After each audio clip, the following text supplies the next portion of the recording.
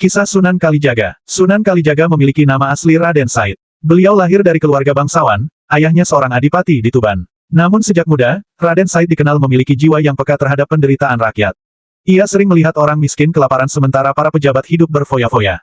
Karena rasa keadilan itu, Raden Said pernah mencuri harta para bangsawan lalu membagikannya kepada fakir miskin.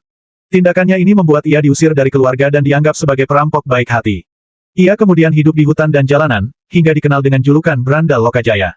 Pertemuan dengan Sunan Bonang. Suatu hari, Raden Said berniat merampok seorang ulama besar, yaitu Sunan Bonang. Namun Sunan Bonang justru berhasil menundukkan hati Raden Said dengan kebijaksanaannya. Sunan Bonang menjeratnya dengan tasbih, dan sejak itu Raden Said bertobat serta berguru kepada beliau. Proses menuntut ilmu ini tidak sebentar, Raden Said diuji dengan berbagai cobaan, termasuk disuruh menunggu di pinggir sungai selama bertahun-tahun tanpa boleh beranjak, sebagai latihan kesabaran. Karena ketekunan dan keikhlasan, akhirnya Raden Said diterima sebagai murid sejati dan kemudian menjadi seorang wali yang dikenal dengan nama Sunan Kalijaga. Dakwah Sunan Kalijaga. Sunan Kalijaga terkenal dengan metode dakwahnya yang lembut dan penuh kearifan. Beliau tidak pernah memaksa orang masuk Islam, tetapi menyentuh hati masyarakat melalui budaya. Beberapa cara dakwahnya antara lain, menggunakan wayang kulit sebagai media dakwah, memasukkan ajaran tauhid dan akhlak ke dalam lakon pewayangan. Mengembangkan seni gamelan, di mana beberapa gubahannya masih dikenal hingga kini.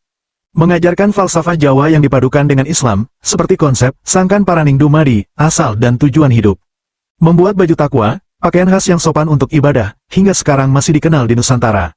Metode dakwah ini membuat Islam cepat diterima oleh masyarakat Jawa tanpa banyak pertentangan, sebab disampaikan melalui jalur budaya yang mereka cintai. Warisan Sunan Kalijaga. Sunan Kalijaga adalah wali yang paling lama berdakwah, bahkan ada riwayat yang menyebutkan beliau berusia lebih dari 100 tahun. Beliau dikenal sebagai wali yang bijak, sederhana, dan merakyat. Ajarannya yang utama adalah, ngelit tanpa keli, artinya bisa mengikuti arus budaya tanpa hanyut di dalamnya tetap menjaga akidah Islam meski berbaur dengan tradisi Jawa. Makam Sunan Kalijaga terletak di Kadilangu, Demak, yang sampai hari ini masih banyak disiarahi umat.